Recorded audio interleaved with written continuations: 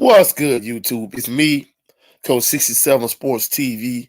Shout out to the awesome and amazing LDBC, Lions Den Boston community.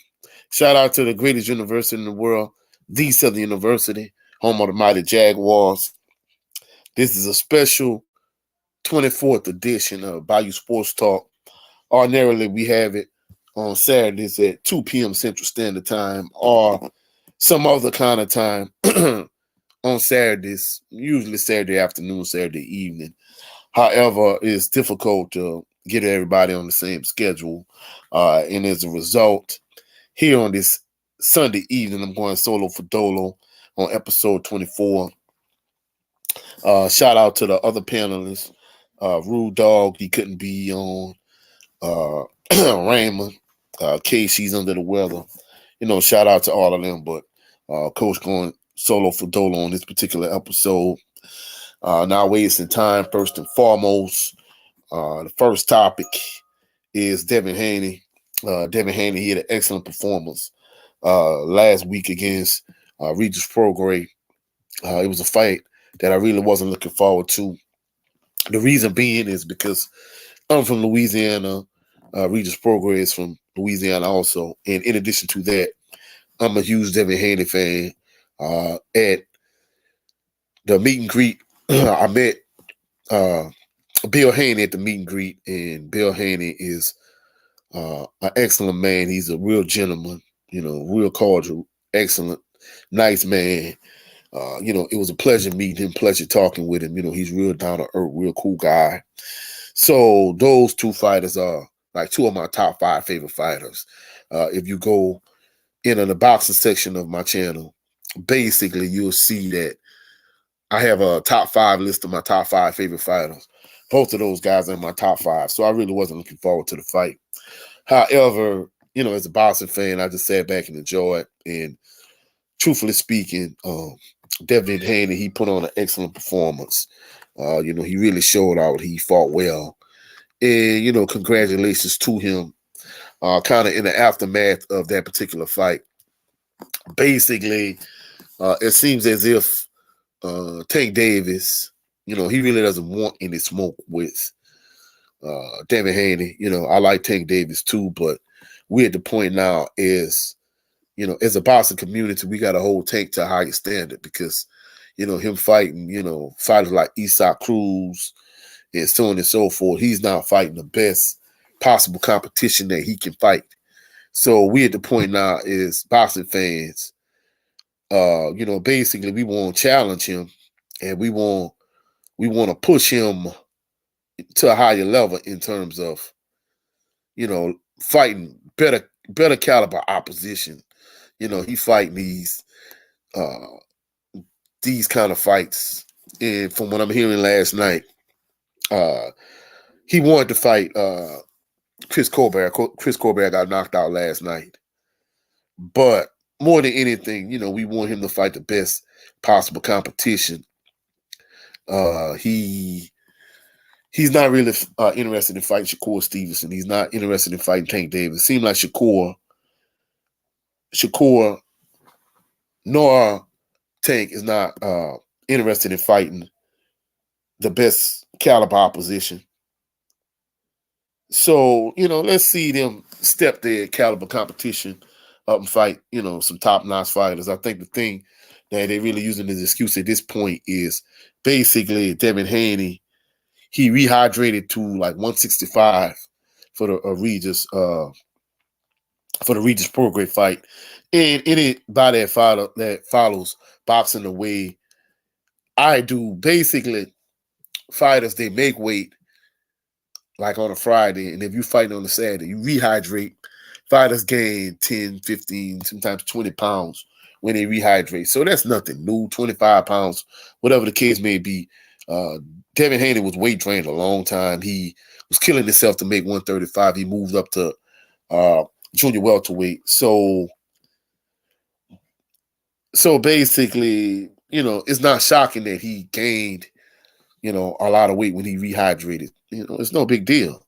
So to call him a weight bully, basically, Tank, he went up to fight Mario Barrios at 140.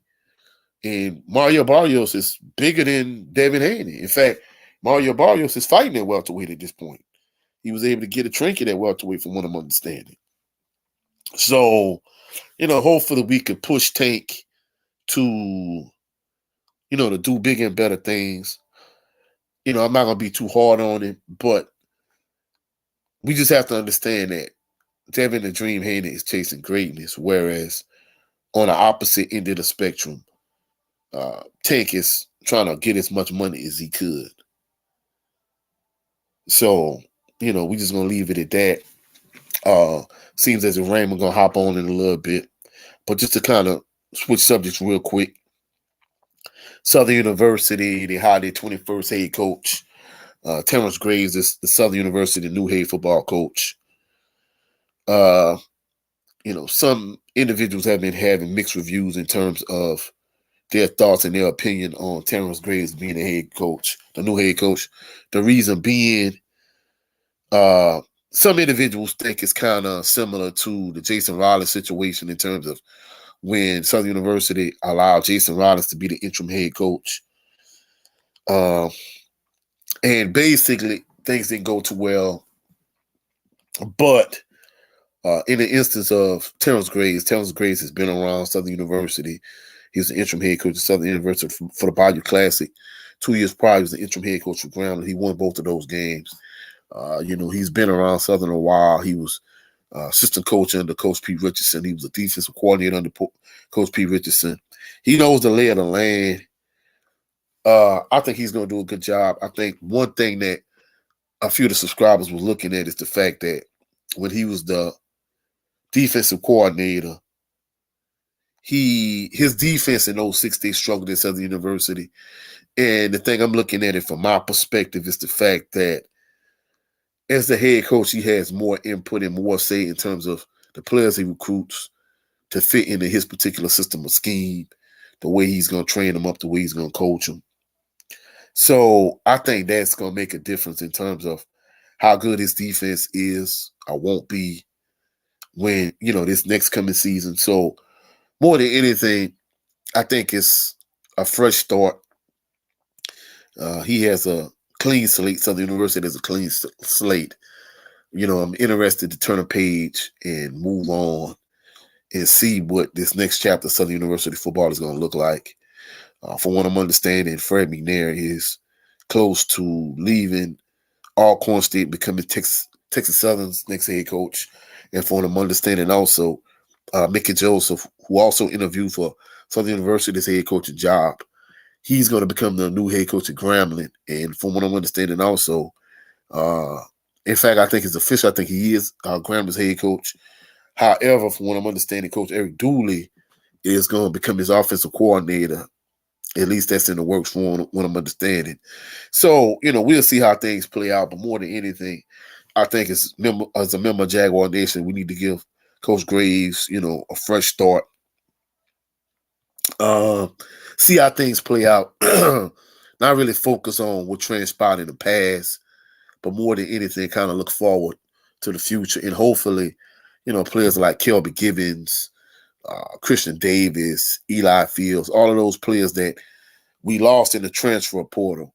Hopefully, Coach Graves can get some of those players back, because defensively, I think it's better to replace replace Jordan Carter as opposed to having to replace Jordan Carter and Christian Davis. It's better to replace just Taj Brown as opposed to having to replace both Taj Brown and Kelby Gibbons. So, and in addition to that, players like Gerard Sims and Carl Icahn, both running backs weren't eligible this year. He had to, those players, he had to replace those players. But now that those players are eligible, they hit the transfer portal. Now that Coach Dooley is no longer the head coach. Excuse me. In addition to that, Harold Blood, who's a starting quarterback, practically the entire season, he entered the transfer portal. His backup quarterback, one of his two backup quarterbacks, Dylan Marola, he entered the transfer portal also. Hopefully those young men find a soft place to land. I don't know who's advising these guys, but they don't want to end up like Bashawn McCray where they jump in the transfer portal and they get stuck. So, hopefully they get good advice. Hopefully they find a soft spot to land, whether it's a lower level SWAC school, whether it's a Division II school, whatever the case may be. Hopefully things work out for them and it's beneficial to them and it works out in their favor, because we don't want them to get in a situation where they jump in the portal and they have nowhere to land. We don't want them to end up in that type of situation the way Bashawn McCray did. So, but more than anything, hopefully Coach Graves, he can bring back some of the players we lost in the portal. But more than anything, hopefully he can replace and fill the holes that have been left by players that did enter the transfer portal, by players that did move on and graduate, like a Tosh Brown, like a Jalen Campbell, like a Jordan Carter.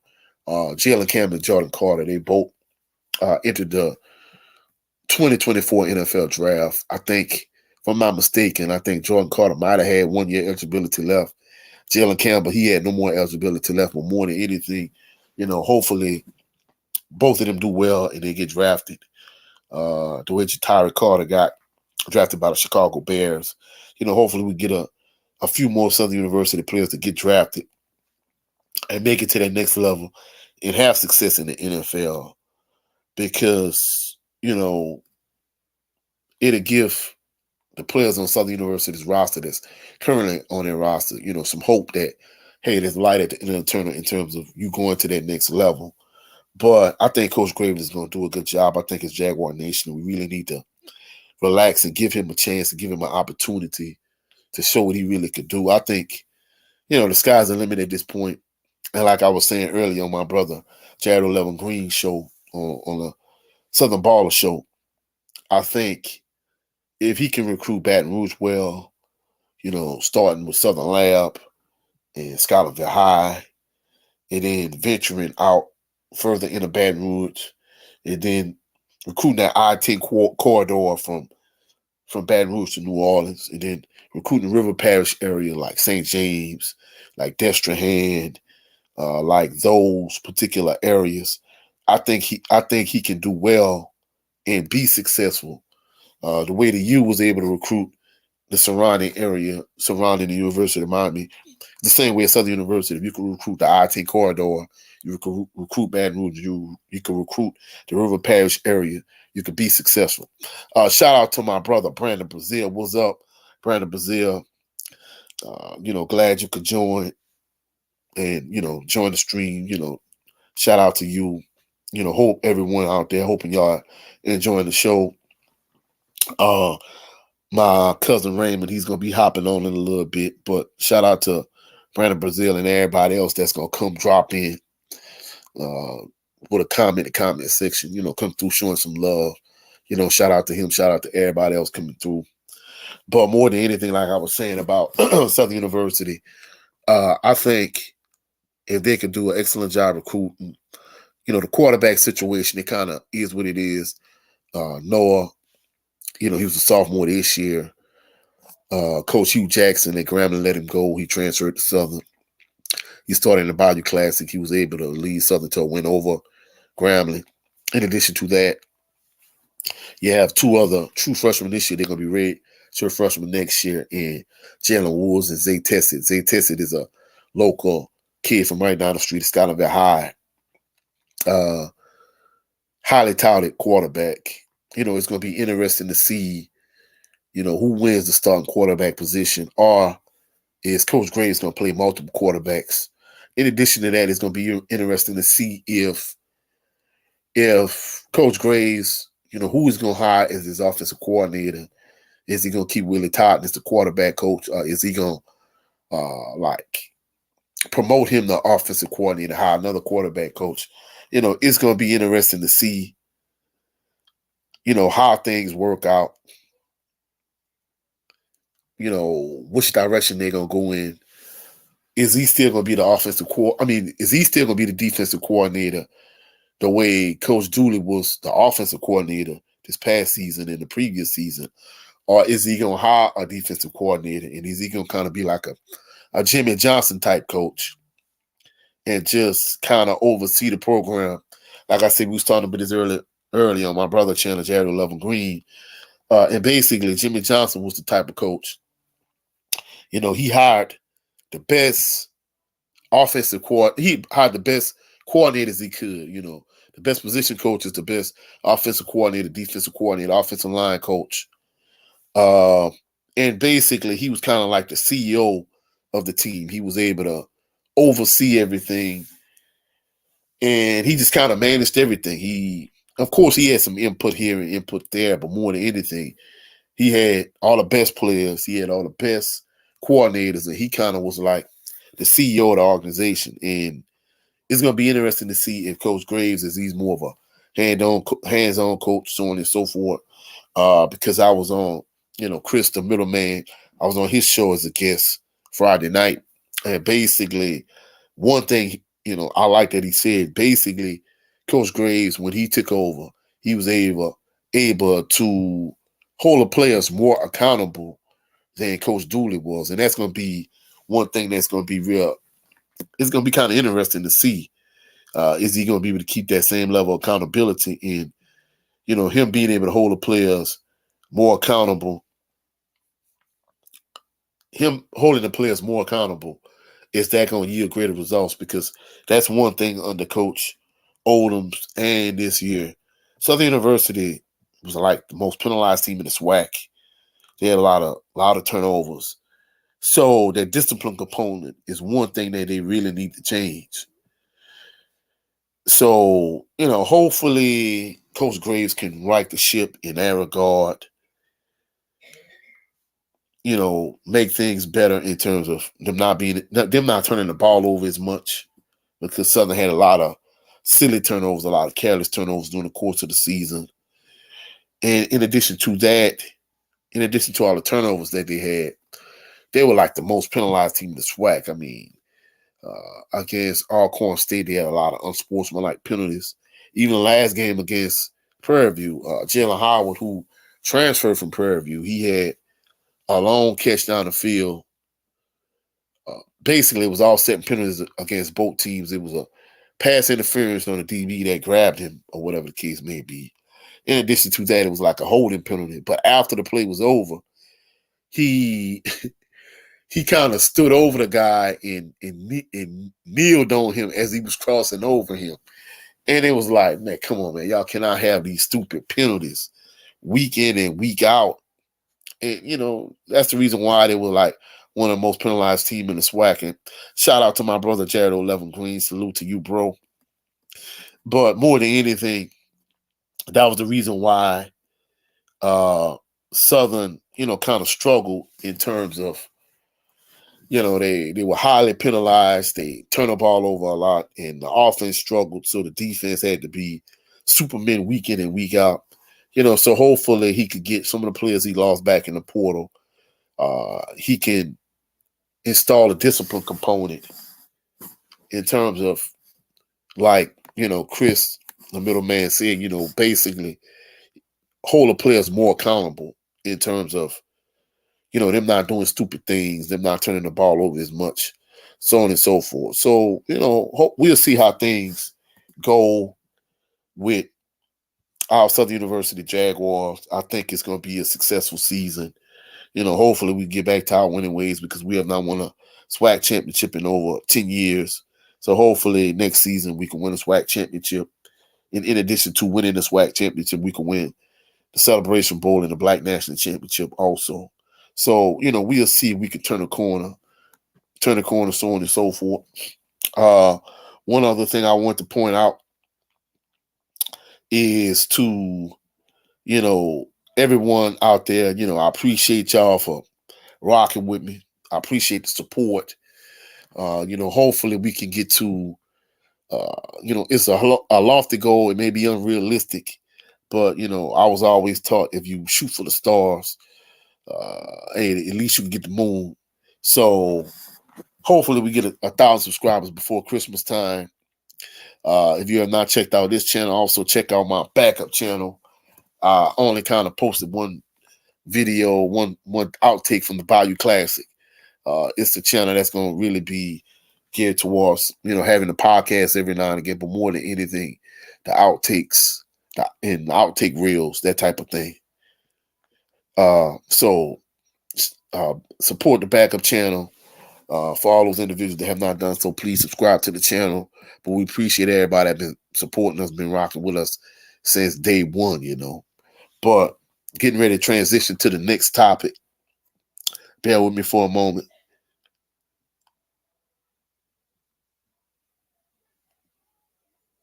All right, the next topic. Draymond Green. Nah, this one thing that's kind of been crazy in the sports world. Draymond Green, he punched Nurkic for the Phoenix Suns during the course of the week. The NBA has suspended him indefinitely. And, one thing about Draymond Green, he's kind of been pivotal to the Golden State Warriors championship runs. It's like Steph Curry, Klay Thompson, they're the Splash Brothers. And Draymond Green is kind of like the glue guy. On the offensive end, he's like a point forward. He's been pivotal in the championship run in terms of being a grit guy, being a glue guy, doing the dirty work, being a hustle bunny, that type of thing. But I'm kind of starting to come to the point now where when it comes to Draymond Green, basically, I don't think the juice is worth the squeeze. But the problem with the Golden State Warriors is you just gave this dude an extension. And basically he's kind of seen his better days. He's seen his better days. Klay Thompson has seen his better days. To me, I felt the best way for them to really keep their championship run going is if they'd have been able to incorporate some of the younger guys like James Wiseman, like Jordan Poole, like Kuminga, like Moody, those type of guys, and incorporate them with the older guys like the Klay Thompson, the Steph Curry, the Draymond Green, so on and so forth. But it kind of seems as if they kind of went just strictly to the older guys. Maybe they felt like James Wiseman is the number 2 overall pick. He was a bust. Maybe they felt that way with him. In addition to that, we know what transpired with Draymond Green and Jordan Poole. So those two weren't going to work. Klay Thompson, he's been injured a lot the last couple of years. And basically he, when he's coming off of stagger screens and pin downs and that type of thing, he can't get the separation that he once could get. So he struggles offensively. And not only that, but him being that lockdown defender that he once was, he's not that guy anymore. And basically, I think they were counting on Andrew Wiggins to kind of be what Andre Iguodala was. But, Andrew Wiggins is, he was good in a championship run. But I think Jordan Poole's pivotal to that team also. And once Draymond punched him out and he didn't completely knock him out, but he tried to knock him out, in my opinion. So once he punched out Jordan Poole, like Jordan Poole wasn't going to be the same player that he once was. And as a result, I think at this point, their championship run has ended. I mean, they're basically a bad team at this point. They're struggling. So it's going to be interesting to see what they do moving forward. I mean, me personally, I don't think they're going to be able to trade Draymond Green because his contract is not one that you could easily move. So it's going to be difficult to move him. It's going to be difficult to move Klay Thompson. And I know at one point on Gil's Arena, shout out to Gilbert Arenas and Rashard McCants and Brandon Jennings and Kenyon Martin and everybody on their panel. But I know at one point they was talking about like us as Pelicans fans giving trade Zion Williamson to the Golden State Warriors for Draymond Green and Klay Thompson. I mean, that would be a sucker move for the Pelicans. Like, there's no way why would you want to help the Golden State Warriors extend their championship window? That would be stupid as a Pelicans fan.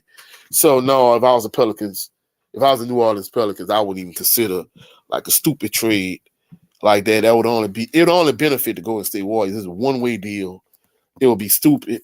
I wouldn't even consider making that type of trade. So at the end of the day, I mean, I think it's kind of sad to see. I mean, they were good when they had their championship run, but I think we're at the point now in terms of Golden State.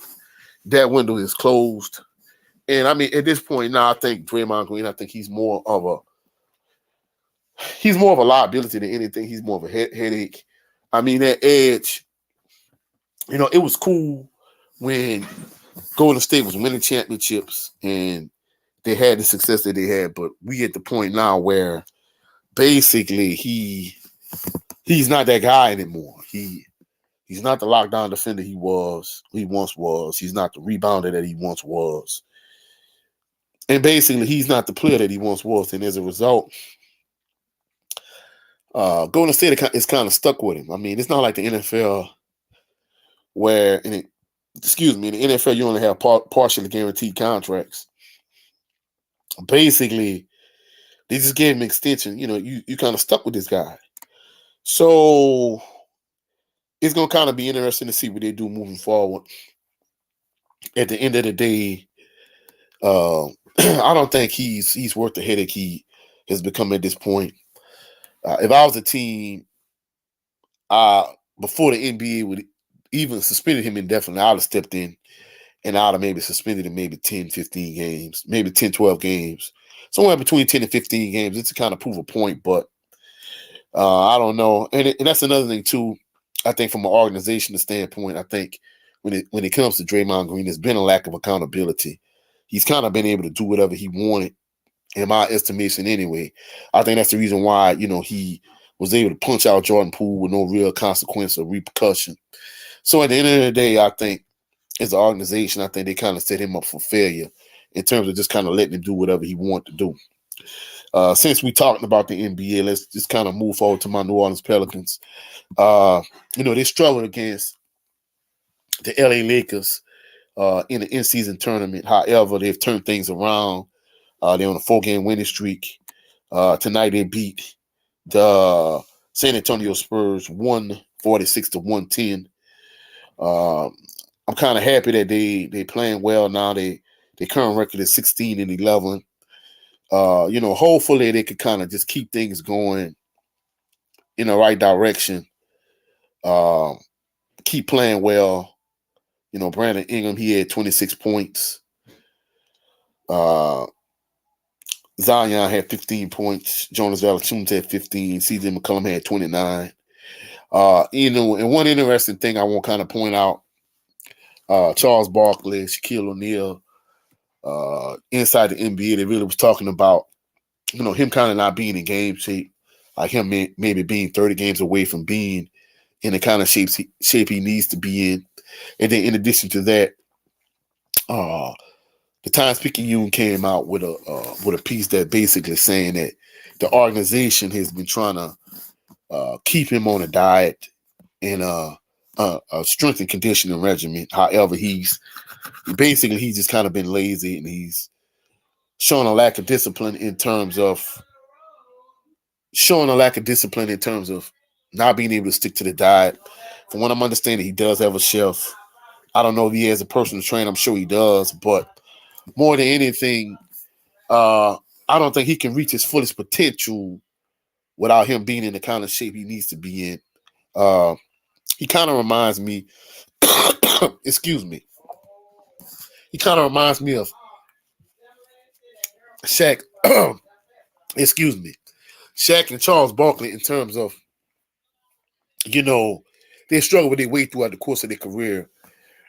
There was a certain point where Shaq was the best player in the world when the Lakers was on their three-peat. And there was a point where Charles Barkley, he struggled with his way throughout his career also. But more than anything, I think my analogy is more of a non-basketball analogy in terms of James Toney from a Boston perspective. I think, James Toney was a great fighter, but it would have been interesting to see if he would have been in an elite caliber shape. He should have been in his entire career. if he'd have been able to be his best from a fitness standpoint, like how much of a greater boxer could James 20 have been? And I think Zion now, I think he's at the point where he's a all-star caliber player, but I don't think he gonna reach his fullest potential until he getting like peak, like elite physical shape from a strength conditioning standpoint. He definitely on the heavier side at this point. Uh, and just from a coaching standpoint, he doesn't like all out hustle. He doesn't sprint constantly. He doesn't have a high mortar from a basketball standpoint. It's like more than anything, he's just coasting and he's playing off his talent. And I think Shaq and Charles Barkley is right from that standpoint. I think his floor is like an all-star caliber player. However, his ceiling is like he could be an all-time great type player. Like he could be a top 5 player at this point if he was in the kind of shape he needed to be in. So hopefully he could turn a corner, but I'm gonna be truthful. I think we at a point now where I don't think he's gonna ever reach his fullest potential because I don't think he has the discipline it takes to get to that next level. I hope I'm wrong. As a Pelicans fan, I would be more than happy to be wrong. But, hopefully he can get to where he needs to be. So, the Pelicans doing well. I mean, even with them being successful, I think they're not going to be as successful as they could. They're not going to reach their fullest potential until he reaches his fullest potential. And I think at this point, it's obvious that Brandon Ingram is the best player on the team. I think CJ McCollum is the second best player. And I don't even think Zion is. I think he's the best talent, but I don't think he's the best player. And until he's the best player, I don't think they're going to be, as successful as a team as they should be. They're not going to be able to make like the deep playoff runs or be a championship contender. I think they as much depth as their team have, they have a real deep team. I think they could have the success that they could be a successful team, but I don't think they're going to reach their max potential until Zion reaches his max potential. So transition into the next topic, we talked about Devin the Dream Haney. We talked about Southern University hiring Terrence Graves. Last topic we're going to talk about real briefly and quickly, New Orleans Saints. The Saints had, they played against the New York Giants today. They beat the Giants. The final score was 24-6. They played a decent game. I wasn't moved. I think they could have easily beat the Giants a lot worse than they did. But I think more than anything, the next few weeks is going to be pivotal as the Saints fans, as we are Saints fans. Are they going to be able to get over the LA Rams? Are they going to be able to beat the Falcons and the Bucks? The Saints are at the point where they control their own destiny. But truthfully speaking, I'm not impressed with today's game and last week's game against the Carolina Panthers. These are games they should win, but it's going to be interesting to see when they play against teams where it's a 50-50 type game. Basically, as Saints fans, anytime you really count on, really outside of the Super Bowl run year and, the couple years after that, is like anytime you put, excuse me, you put your stock and your faith in the Saints. As Saints fans, they always kind of let you down. So, hopefully they can get things on the right track. Derek Carr can kind of keep things going. I mean, let's be truthful. The Carolina Panthers and the Detroit Lions, the Carolina Panthers and the New York Giants, they're not lighting the world on fire. But, when they played against the Detroit Lions, they didn't win that game. They should have beat the Falcons. Early this season, they blew a game against the Green Bay Packers. So these games these 50-50 type games that it can kind of go either way. It's going to be interesting to see whether they beat the Rams next week, whether they beat the Bucks and the Falcons. Those games, those critical games, those games that's going to determine whether they going to win a division and make the playoffs. Let's see how the Saints do in those particular games. If they don't make the playoffs, I'm going to just be truthful. I think they need to fire Dennis Allen. They need to get rid of Mickey Loomis. They need to get rid of basically. They need to get rid of basically blow the whole thing up if they don't make the playoffs. But I mean, it's gonna be kind of interesting to see like how the Saints do moving forward. I mean, I don't know. I mean, I think they could make the playoffs. Are they gonna make the playoffs or not? It's gonna be interesting. I mean, we'll see how things play out. Kind of hopefully they could get things going in the right direction. Uh, so I mean, who knows? I mean, the Saints they kind of hit or miss.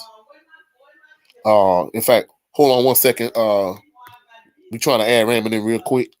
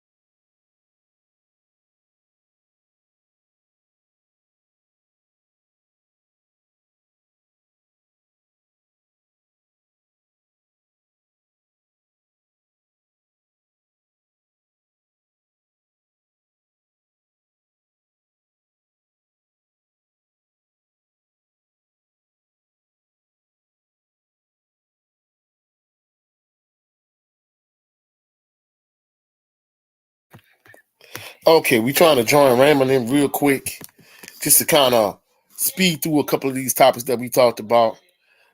We talked about we already talked about Devin the Dream Hand and his impressive performance against Regis Prograde. In addition to that, we talked about Southern University hiring Terrence Graves as their 25th. I'm sorry, 21st head coach. In addition to that, we talked about the great Draymond Green situation. Uh, Basically, I think he's more trouble than he's even worked at this point. We also talked about the New Orleans Pelicans. We talked about the New Orleans Saints. So a couple of these topics that I kind of touched on. We want Raymond to kind of touch on these topics real quick. Get his thoughts before we hop off. Like I said, more than anything, I appreciate y'all, for continuing to rock with me. We trying to grow the channel. We trying to take it to the next level. Hopefully, we get 1,000 subscribers. I know a lot of people gonna say, "Coach, that's a lofty goal. That's an unrealistic goal." But we trying to get that 1,000 subscribers by Christmas, which is next week. So, like, share, subscribe, click the notification bell so you can be alerted anytime we post any new videos. So, we trying to run it up. We trying to take it to the next level, everybody. We trying to do our thing. I also have the backup channel. So, we trying to do big things out here. in these YouTube streets. So we're gonna try to add Raymond on real quick. Uh, let's see if he backstage real quick. Hold on, real second. Y'all bear with me.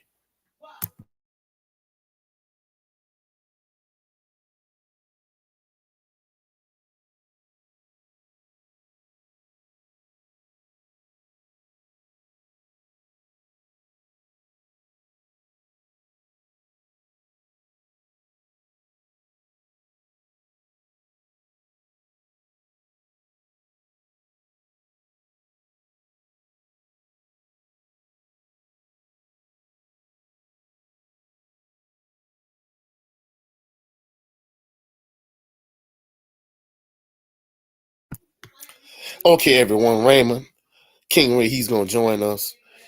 He's gonna touch on all of these topics that we touched on in terms of uh, Devin the Dream Hand, his impressive performance last week against Regis Prograde. We also talked about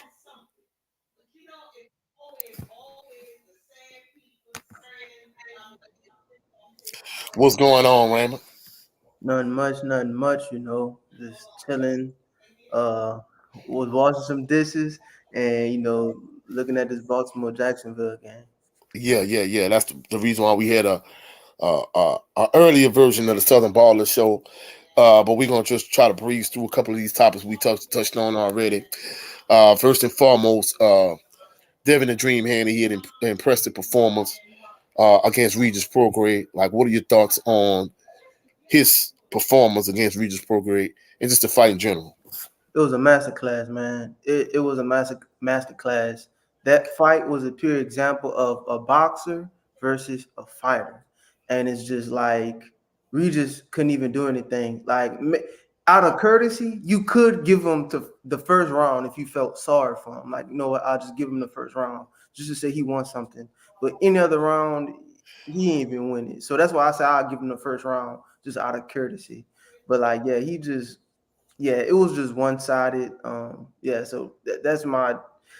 And I don't need to go in depth. Devin Haney was faster, more technical, feet work, everything. Even the commentators was talking about how Regis doesn't have the best footwork. Um, it's just he just tried to rely on his power. Yeah.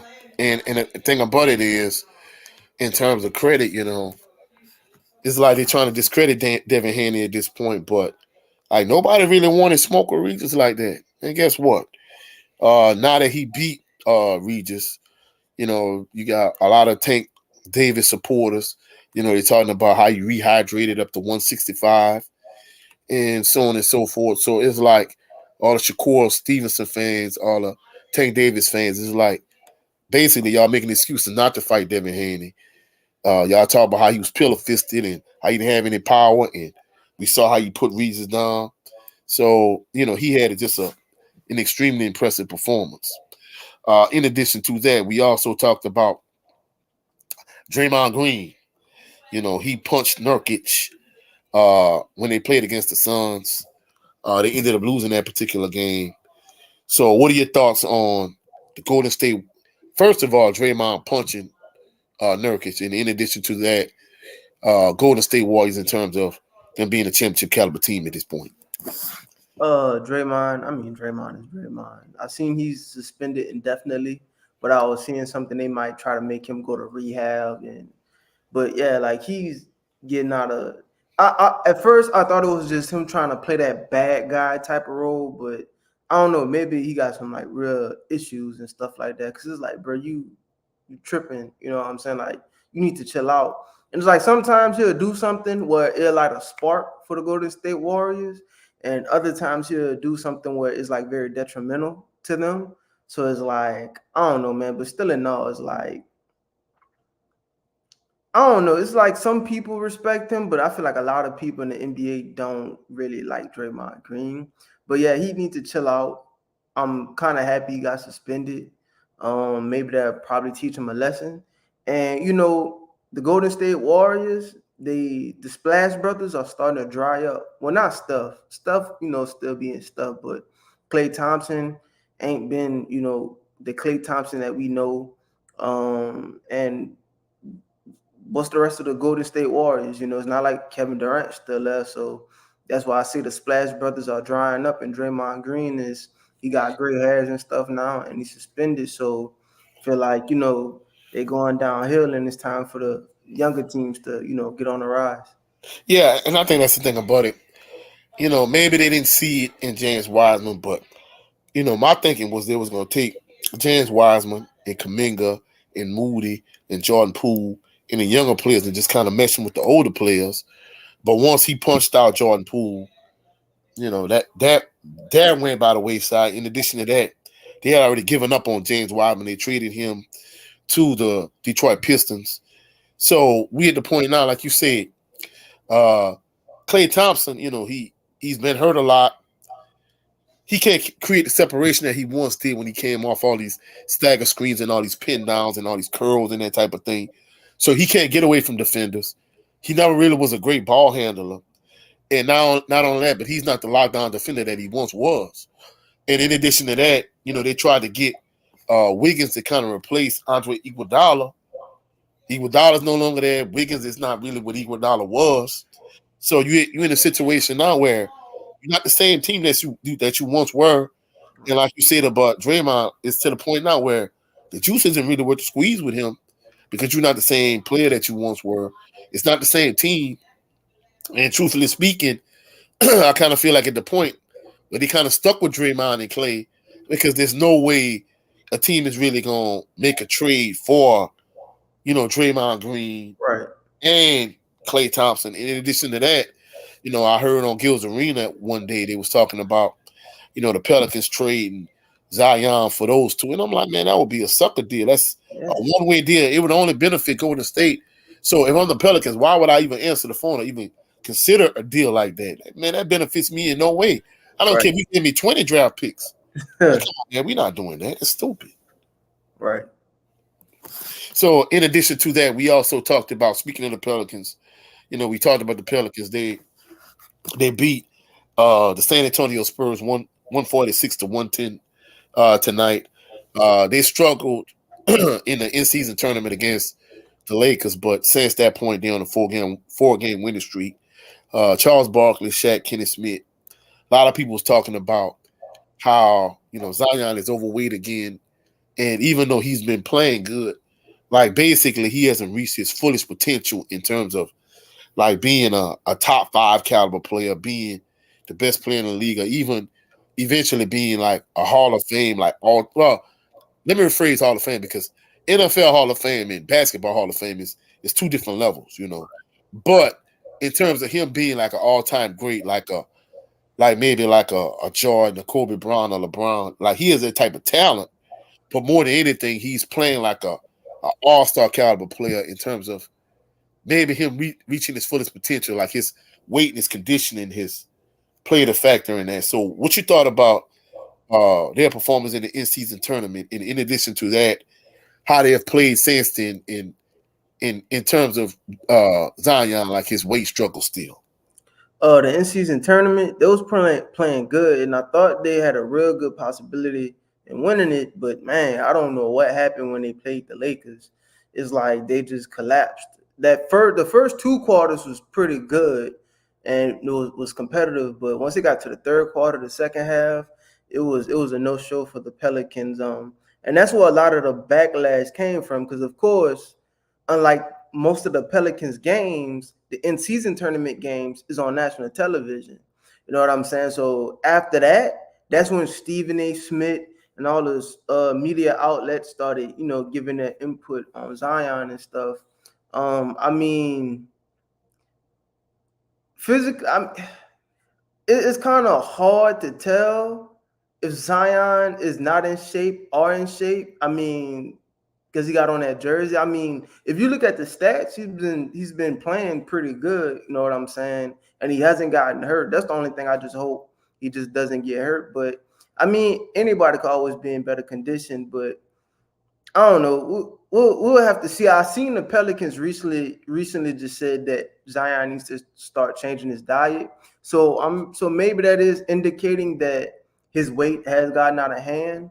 So I don't know what needs to happen. I'm not his like nutritionist or anything. I mean, I can't tell a man just eat one bell pepper every day. He still got to play basketball games. So you need some type of carbohydrates in you to fuel and stuff like that. So I guess, that's when like a nutritionist comes in. Like, the same thing for boxers. Boxers still eat meals, when they have to drop weight. But a nutritionist specializes in a way where you could eat the least amount of calories and still eat enough to have fuel, energy, and stuff like that. So I wouldn't be surprised if the Pelicans go their route and get Zion like a top tier nutritionist. Hey, leave all that New Orleans food alone. Well, a lot of the base of the food is a roux, which is basically flour and butter, which is two very unhealthy ingredients.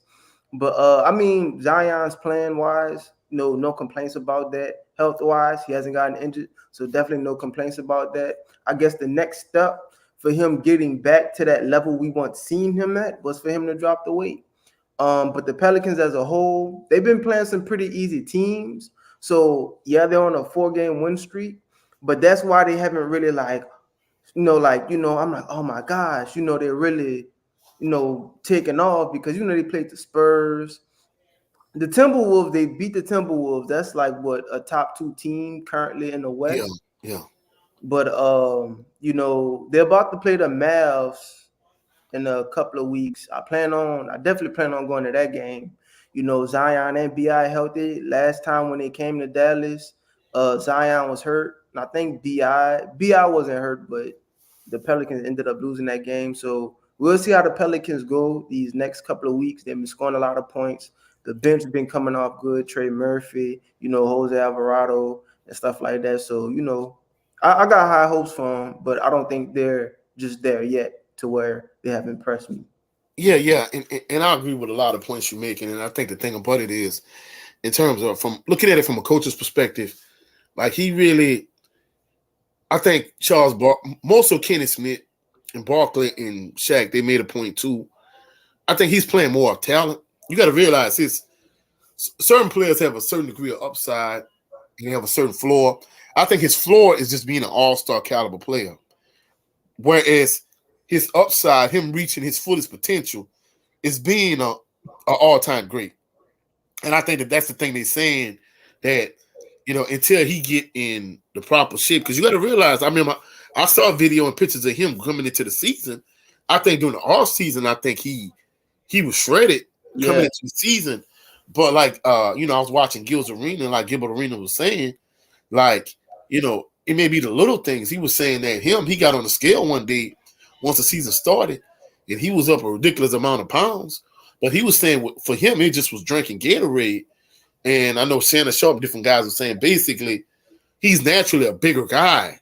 So the things that like somebody like you may be able to get away, like somebody like him, 6'6", 285. I mean, he was there in college. right. So imagine him being how much you think he's gonna weigh at maybe 30 years old. So that was what they were saying. Basically, he probably has a chef, but in terms of a nutritionist, like somebody that's gonna stay on top of him in terms of what he eats. And that's what they were saying. He probably has a chef, but he probably eating pizza and beignets and gumbo and fried fish and etouffee and like you said, a lot of gumbo and things he shouldn't be eating. That's probably what he's doing. Right. And of course, lastly we talked about the New Orleans Saints. The Saints was able to get a 24-6 win today over the Giants. More so than the win today against the Giants. Like, what are your thoughts in terms of like the Saints playoff aspirations in terms of, they have to beat the Rams, they have to beat the Bucks, they have to beat the Falcons. What are your thoughts? You know why I'm doing this? Why? I feel like they gaslighting us, bro. I feel like they gaslighting us, bro. I feel like they doing it, bro. Man, it's like they're at the point where it's like, man, we got a chance, and it's like everything coming together. But it's like it's gonna get to that last week or last 2 weeks, and boom, everything just gonna blow up in our faces.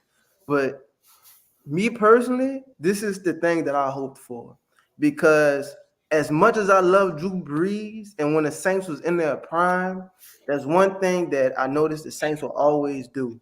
We would reach our peak during the regular season and then we will get to the playoffs and start to crumble. Like I remember that 2019 playoff game against we was at home against the Vikings, and the Saints always had the reputation of not or rarely ever losing at home, and we lost to the Vikings. You know, the Minnesota Miracle. You know, it, against the Rams in an NFC Championship game.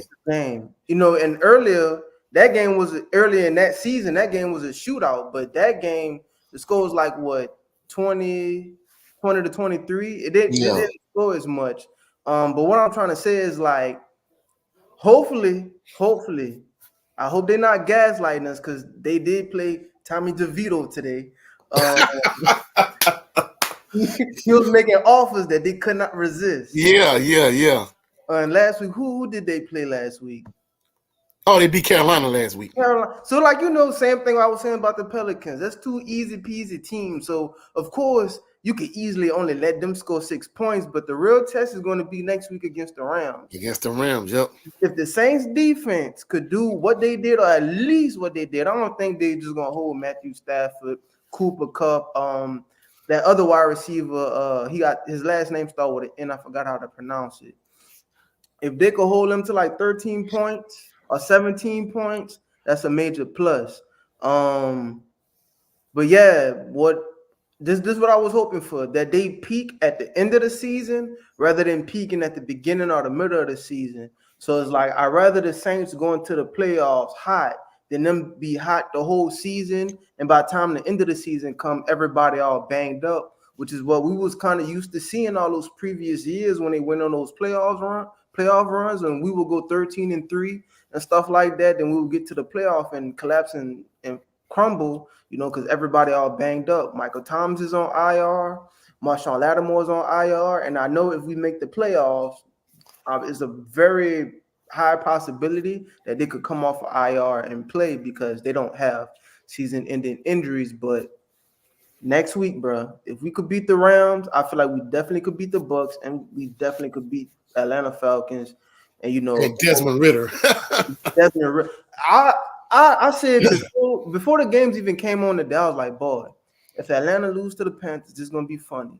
And sure enough, they lost to the Panthers. I feel like they playoff hope is gone at this point. Yeah, but the Bucks did. They put the smackdown on Green Bay Packers. So, that's another game. The Saints, they blew that game against the Packers. I mean, hey, had they been able to win that game, you'll be, In the game wild up. card.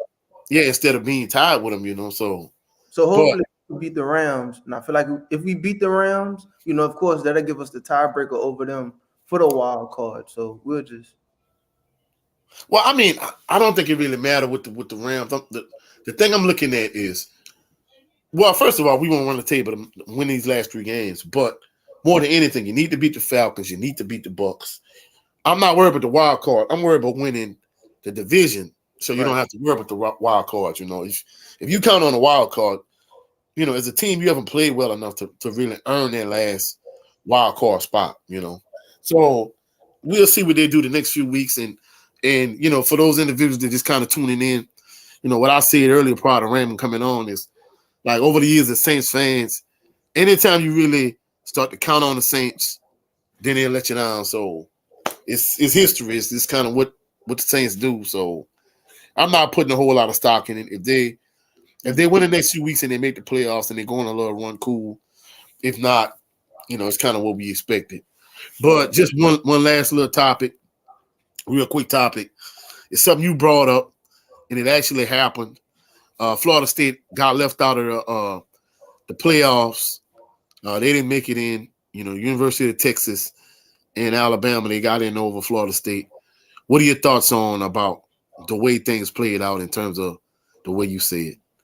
money. They want to see that Texas Alabama rematch. But me personally, I'm rooting for Michael Penix Jr. to win a national championship. No, I was not rooting for him to win the Heisman. Jaden Daniels won the Heisman. I know we talked about that last time, but it's something about Michael Penix Jr. that I do like, and I feel like I don't know. I feel like he could run the tables. I'm tired of Texas and Alabama. I'm tired of them just always getting a favor, bro.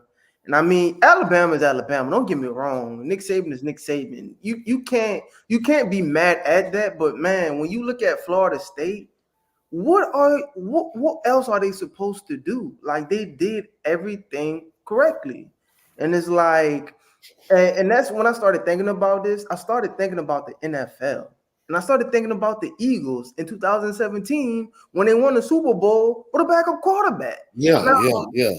when you look at the NFL, if the NFL had the same type of rules and committee as college, the Eagles wouldn't have even made the playoffs. They would have probably left the Eagles out the playoffs. Like, oh, y'all don't have Carson Wentz, y'all, potential MVP candidate. I think he did win the MVP that year as well.